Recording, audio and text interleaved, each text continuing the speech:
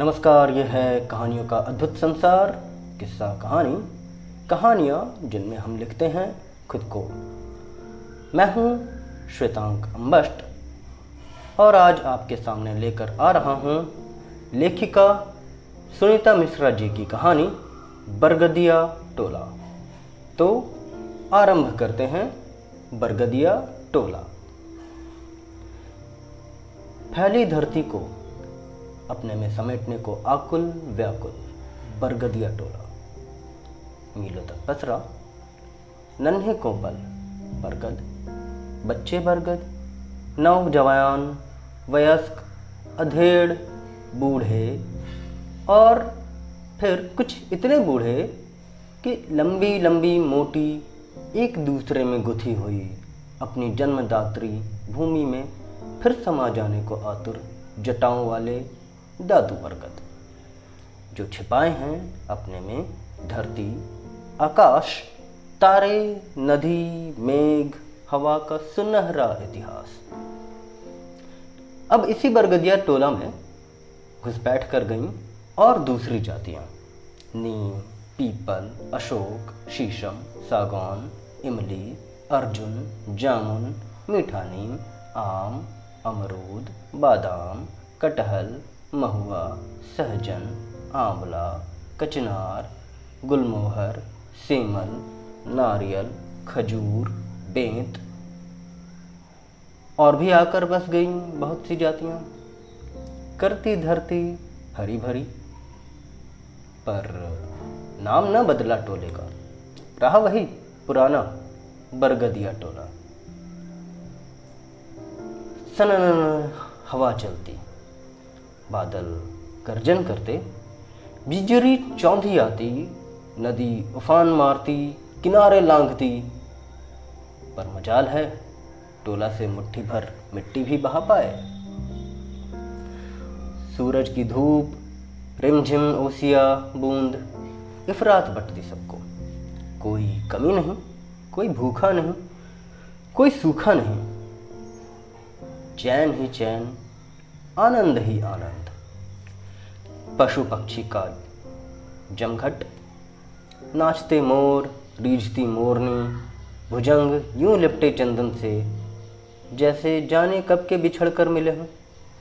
सुना होगा जो रहीम उत्तम प्रकृति।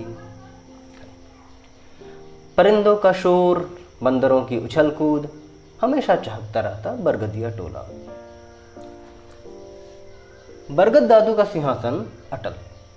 टोला के सरपंच, कोई बात बेबात, झगड़ा झंझट, पंचायत बैठती।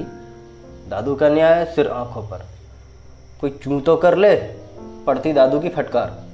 काहे महुआ, बहुत जड़ गई है कारे? काहे अपने पड़ोसी सहजनवा से राह ठाने रहते हो? हम सब का प्रेम से मिलके रहे के चाहिए। अरे पेड़ हो, पेड़ बने रहो, मनुख ना बनो। ए जमुनिया के मोड़ा, इमली की चोटी काहे खींची रे? थप्पड़ खाए है कह का? डांट डपट, हंसी ठट्ठा, समझाइश, मान मनोबल सब है बरगदिया टोला में। विश्वास न हो तो पूछ लो इनसे। पश्चिम से उतरती सूरज की किरणें दिवाकर को ओट में ले, आसमान पर झिलमिलाता चांद, छितरे बादल, नीड़ को लौटते पक्षी, मंद मंद बहती बयार गवाह हैं सबके सब। समय बहुत चंचल है, टिक कर नहीं रहता। नए कलेवर को धारण करता है और ढिंढोरा पीट कर कहता है, मुझे प्यार है, उसके बिना मैं जी नहीं सकता। हम दो नाम एक रूप हैं, मैं उसका आध्यात्मिक शरीर हूं, वो मेरी सांस। सच्ची बात है, समय की सांस ही परिवर्तन है। सुना है क्या समय कभी एक स्वरूप में रुका? समय और परिवर्तन के मिलन का परिणाम विकास, एक सभ्यता मनुख की। दादू, आजकल मनुख टोले में बहुत आते जाते दिखाई पड़ते हैं।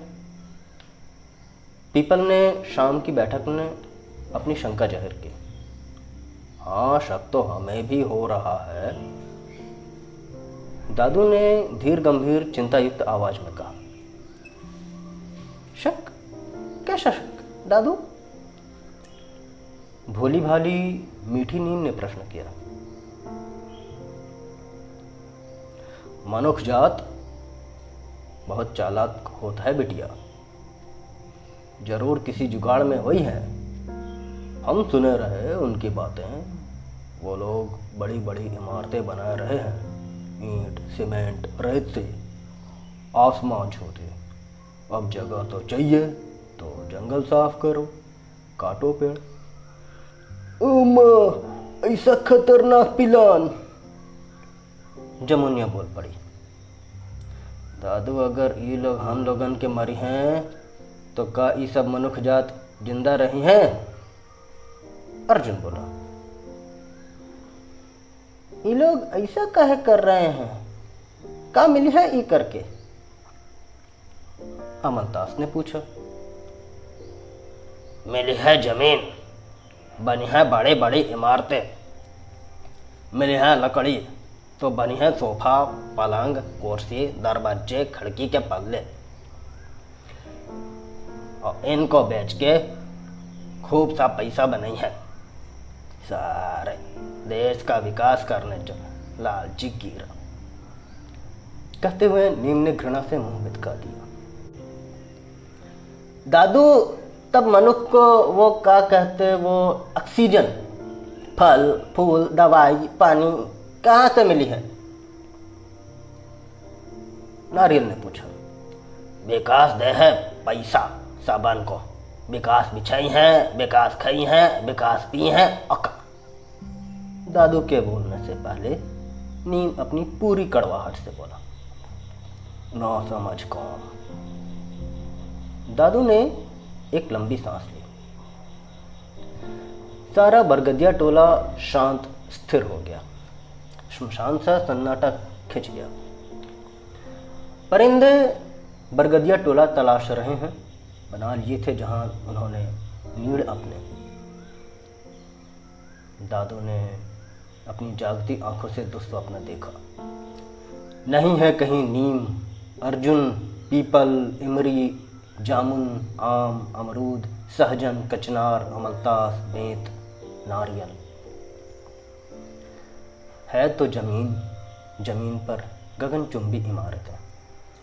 नहीं है प्राणवायु, न मेघ न पानी, सब लील गया विकास।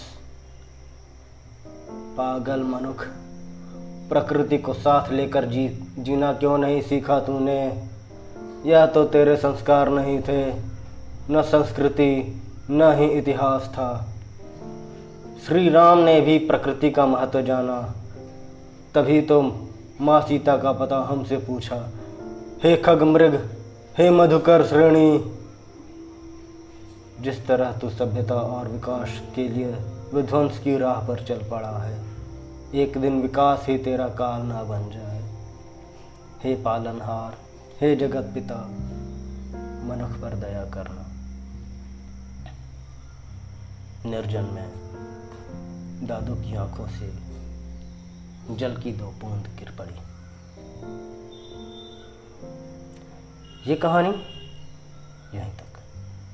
अभी आप सुन रहे थे श्वेतांक अम्बष्ट की आवाज में लेखिका सुनीता मिश्रा की कहानी बरगदिया टोला। यदि आपको ये कहानी पसंद आई तो लाइक करें, कमेंट करें, अपने दोस्तों को बताएं, शेयर करें, और चैनल को सब्सक्राइब ना किया हो तो सब्सक्राइब करना ना भूलें। आज बस इतना ही, फिर मिलते हैं एक नई कहानी के साथ। तब तक के लिए धन्यवाद।